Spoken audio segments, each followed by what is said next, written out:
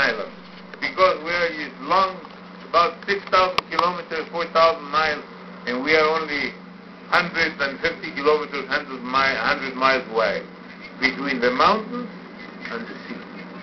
And we have many events, always, and we need to get together. And after the earthquake, we did a telethon 4 days after, and we raised $120 million. This country is only 16 million people. It is about $8 for each person. We have a lot of solidarity in our country. The world's focus on these men. They went into this shaft on August the 5th as miners. They're coming out now as international celebrities. How are they going to cope? Do you fear for the future for these men, with all the attention on their private lives, the children they've got by different women, the money they're going to have? What are your thoughts? Well, that's a big challenge, because they're going to make movies here and everything. This is a worldwide story. This is a unique event. Yeah, I think they're going to have problems. They have to focus very strong in his own family, and this is difficult. They're minors.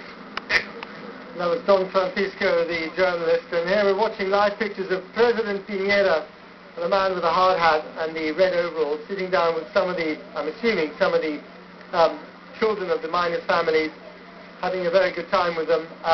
It's a bit like a sort of family outing with hard hats, isn't it, Tim Wilcox? I mean, it's like a nighttime barbecue here. They're all sort of eating, and there's an element of a sort of music festival. It sort of struck me, and they're watching the pictures here on big screens, but everyone looking very relaxed, and that's interesting, isn't it? Just how relaxed they are looking, bearing in mind that we thought this capsule would have been up and down and might even have started bringing the first miners up now. That lady just behind Sebastián Piñera, Jimena Matas, the intendente here, effectively his representative in this region.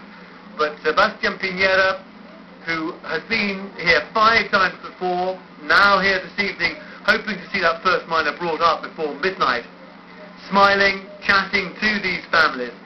But one wonders if this is all going according to plan, because we had thought at least one would be up by midnight, and we've got just over an hour to go. It's interesting, isn't it, Tim? I mean, Sebastián Piñera has presided over this country only since March.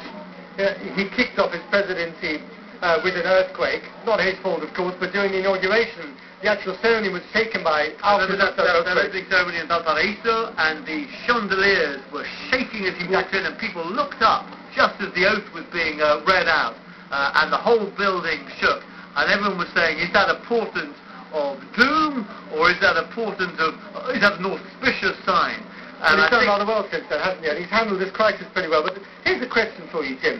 I mean, some of the miners we know are going to try and take the government to court over the mining safety record. When I interviewed him a few weeks ago, I asked him about that, and he gave a very vague but hopeful answer that yes, indeed, the mining safety issue would be resolved. There would be new regulation. I mean, mining is an incredibly important business for this booming country. Are they actually going to do something about it?